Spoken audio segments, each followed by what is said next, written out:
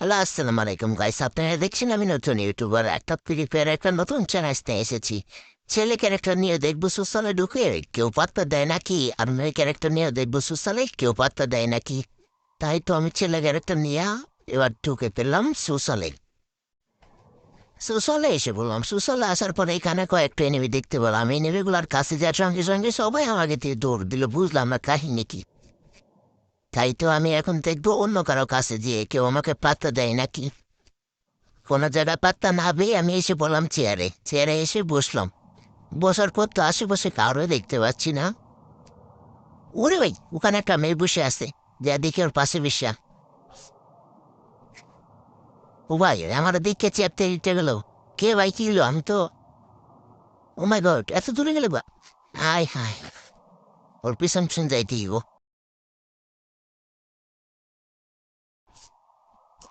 ও মাই god, high high, আমার দেখে game তো বেড়ে গেল।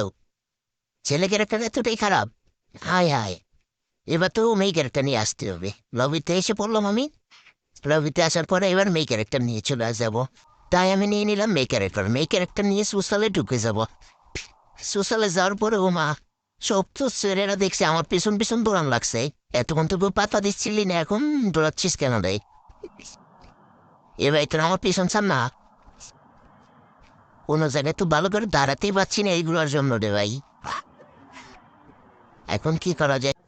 তাই দিলাম একটা দৌড়ে, দূরে চলে গেলাম আমি আমার সেই চেয়ারের দিকে। সেই চেয়ারের দিকে যাওয়ার কারণ হলো সেখানে যে আমি একবার অপমান হয়েছি ছেলে ক্যারেক্টার নিয়ে।